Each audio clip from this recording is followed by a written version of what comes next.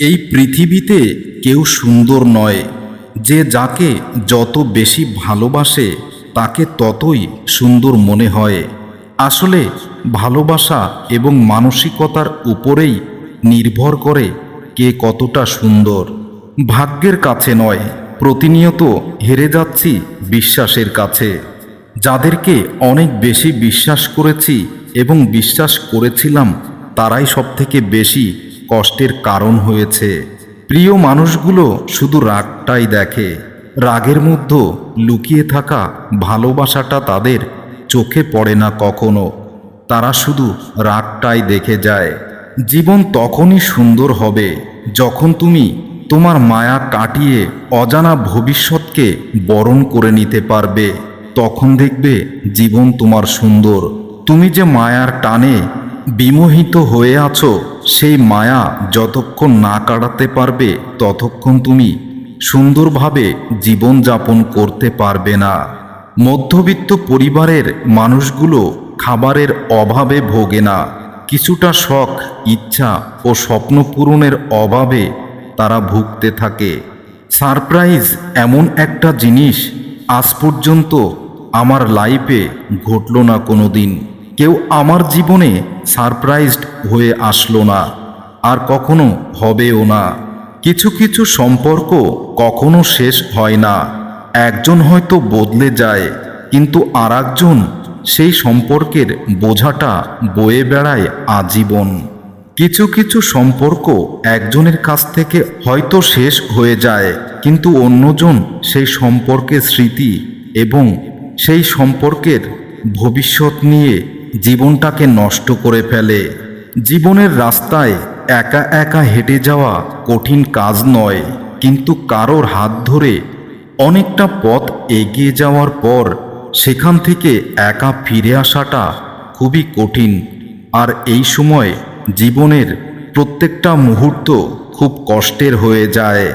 মাঝে মাঝে মনে হয় পৃথিবীর সমস্ত সমস্যার কারণ একমাত্র আমি না থাকলে সবাই ভালো থাকবে, আমার এটাই মনে হয়।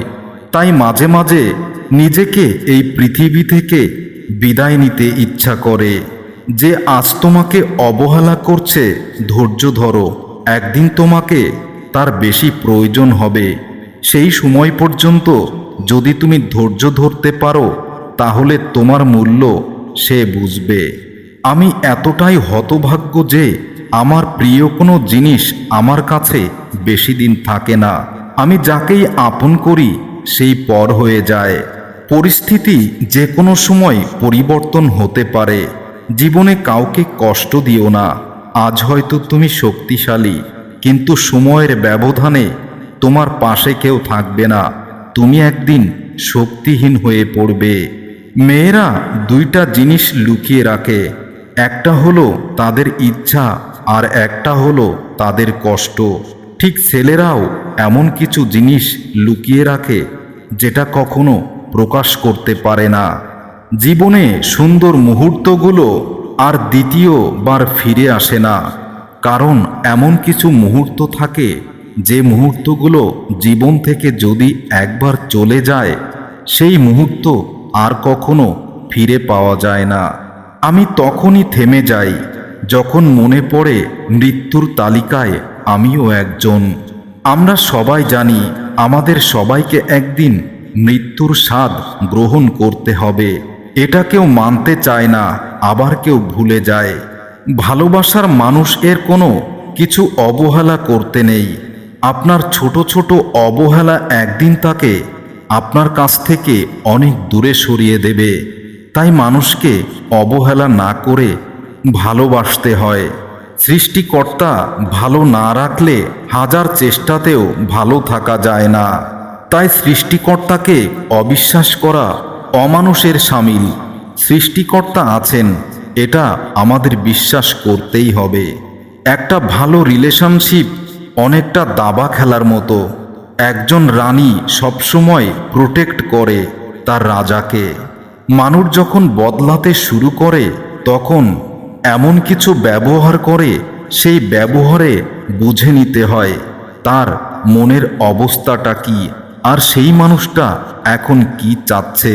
যদি কেউ বদলাতে চায়, যদি কেউ চলে যেতে চায়, তাকে ধরে রেখে জীবনের কষ্ট বাড়ানোর কোনো কারণ নেই।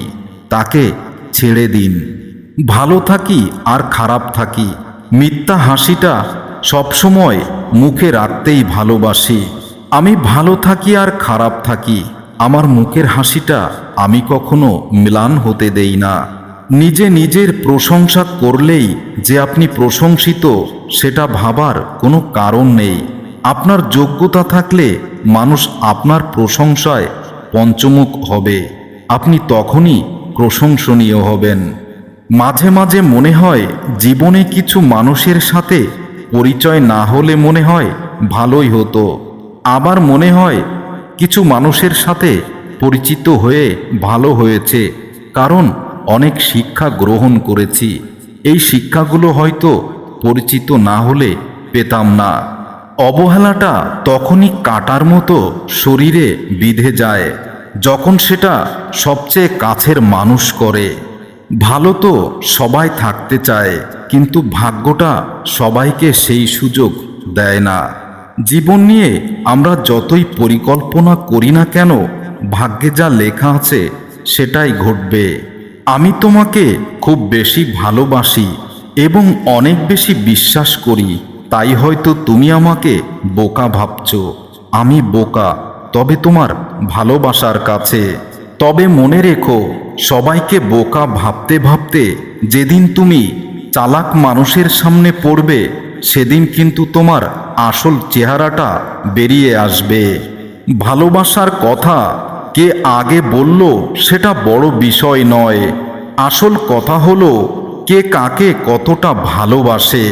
মনে রেখো, ছেড়ে যাওয়া মানুষগুলোকে নিয়ে অসাধারণ কিছু চিন্তা করো না, কারণ যারা ছেড়ে চলে গেছে তারা কখনোই আপন ছিল না।